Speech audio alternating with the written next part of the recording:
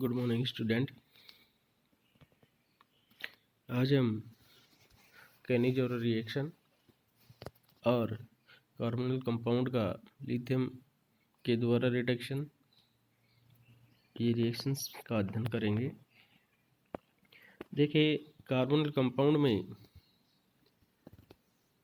ऐसी बहुत सारी अभिक्रिया अपन ने पढ़ चुके हैं कि जिनमें न्यूक्लियोफिलिक एडिशन रिएक्शन होती है। कुछ अभिक्रियाएं, ये तो characteristic reaction of carbonyl compound है।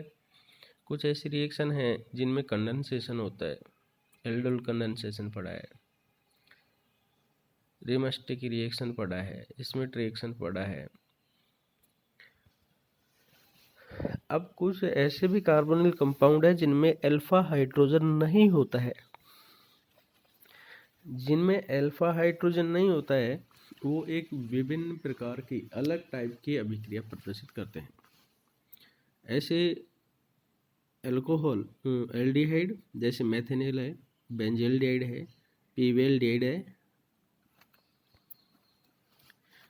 क्लोरेल है कि दो अणु सांद्र 4 विलयन में गर्म करने पर आपस में अभिक्रिया कर लेते हैं।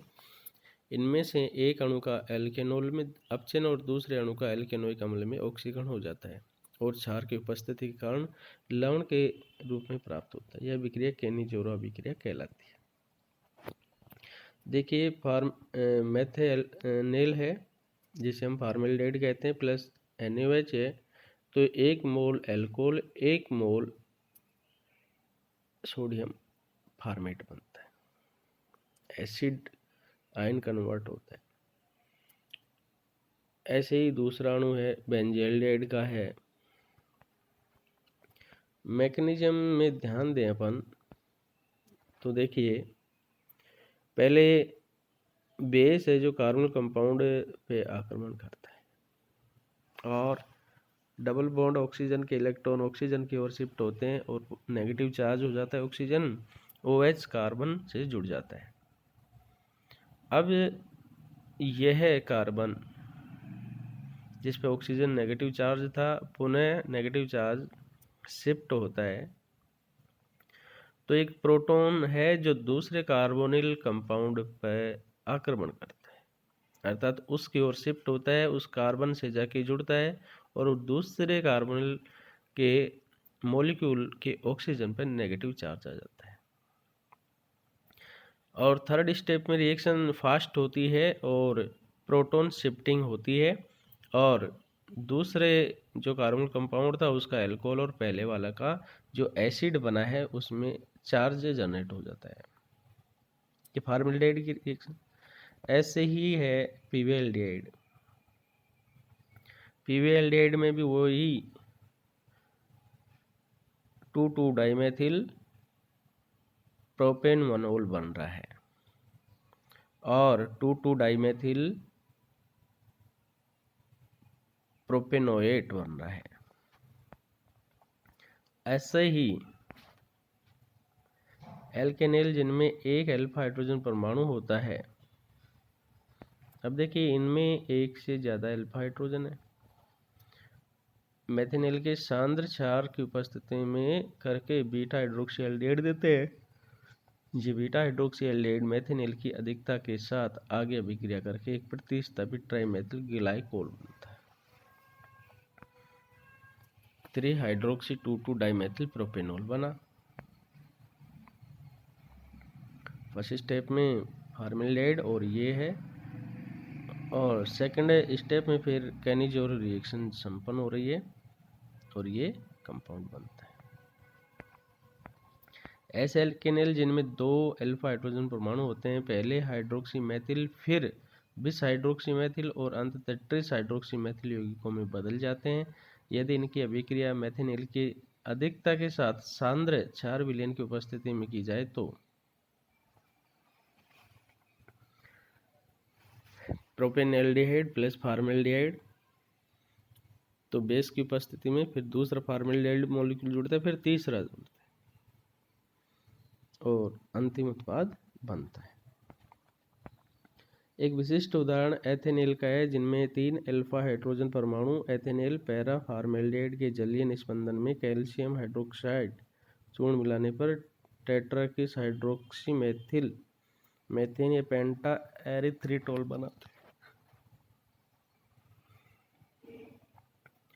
और ये कंपाउंड है पेंटा एरिथ्रिटोल एक महत्वपूर्ण औद्योगिक यौगिक है।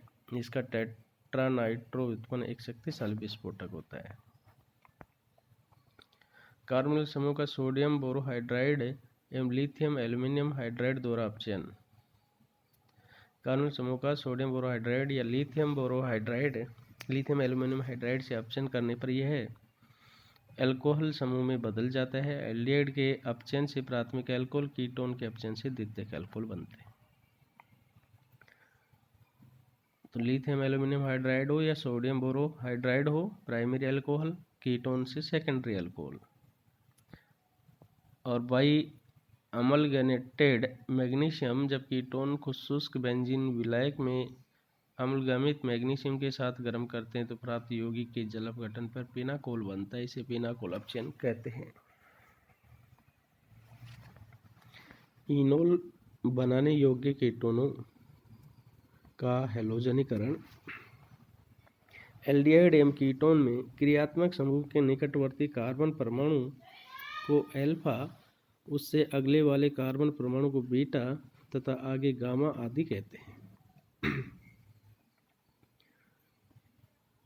यदि एल्फा कार्बन परमाणु पर उपस्थित हाइड्रोजन परमाणु एल्फा हाइड्रोजन और बीटा कार्बन परमाणु पर उपस्थित हाइड्रोजन परमाणु बीटा हाइड्रोजन कहलाते हैं। इसी प्रकार ब्यूटेनॉल में 2 alpha hydrogen, 2 beta hydrogen, 3 gamma hydrogen हैं। एल्डिहाइड व कीटोन जिनमें एल्फा हाइड्रोजन परमाणु उपस्थित होते हैं हैलोजन के साथ शीघ्रता से अभिक्रिया करके एल्फा हैलोजन प्रतिस्थापी एल्डिहाइड एवं कीटोन बनाते हैं। अर्थात इनके एल्फा हाइड्रोजन परमाणु का हैलोजन परमाणु द्वारा प्रतिस्थापन हो जाता है। अभिक्रिया का वेग अम्लीय क्षार की उपस्थिति में बढ़ जाता है। ये है, और अम्लीय क्षार की उपस्थिति में रिएक्शन होती है तो एल्फा हाइड्रोजन के स्थान पर हैलोजन आ जाता है। देखिए ब्यूट 2 ऑन तो 3 क्लोरो ब्यूट 2 ऑन, साइक्लोहेक्सेनोन 2 क्लोरो हेक्सेनोन। क्षार उत्प्रेरित हैलोजनीकरण। बेस है जो पहले प्रोटॉन एब्स्ट्रैक्ट करता है तो कार्बन से न्यूक्लियोफाइल बनता है। ये electron pair carbon carbon double bond बनाते हैं, ऑक्सीजन की तरफ इलेक्ट्रॉन शिफ्ट हो जाते हैं।